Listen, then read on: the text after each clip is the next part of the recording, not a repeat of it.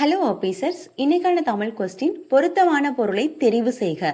மேலலார் செல்வமே போல். இதற்கான விளக்கம் 9th தமிழ் புக் சீவக சிந்தாமணியில கொடுத்திருக்காங்க.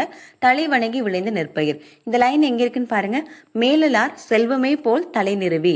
இந்த பாடலுக்கான விளக்கம் சொல்லரும் சூழ்பசும் பாம்பின் தோற்றம் போல். சொல்லுக்கு இன்னொரு பெயர் நெல். நெற்பயிர்கள் கருவுற்று பச்சை பாம்பின் தோற்றம் போல இருக்கு.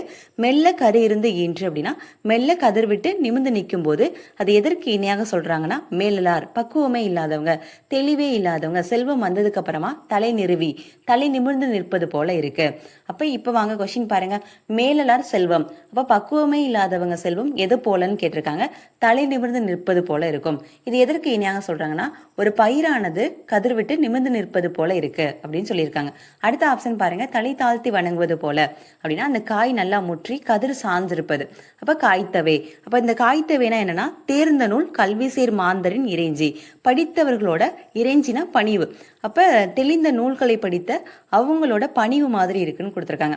அப்ப தலை தாழ்த்தி வணங்குவது போலனா கற்றவர்களோட பணிவு. ஆப்ஷன் பிங்கிறது இங்க வராது. மேசை மேல் வைக்கப்பட்ட செல்வத்தை போல். அப்போ ஒரு மேசை மேல் வைக்கப்பட்ட செல்வமா அப்படின்னு கேட்டிருக்காங்க. அப்ப இதுவும் வராது. மேலாளரின் செல்வத்தை போல தலைமை பொறுப்பாளர். சரிங்களா, இந்த மேலாளர் அப்படின்னா தலைமை பொறுப்பாளர், அவங்களோட செல்வத்தை போல்னு கொடுத்துருக்காங்க. அப்ப இதுவும் வராது. ஆப்ஷன் ஏ தான் இதுக்கான சரியான விடை. இந்த மாதிரியான கொஸ்டின் பார்க்கறதுக்கு நம்மளோட சேனலை ஃபாலோ பண்ணிக்கோங்க.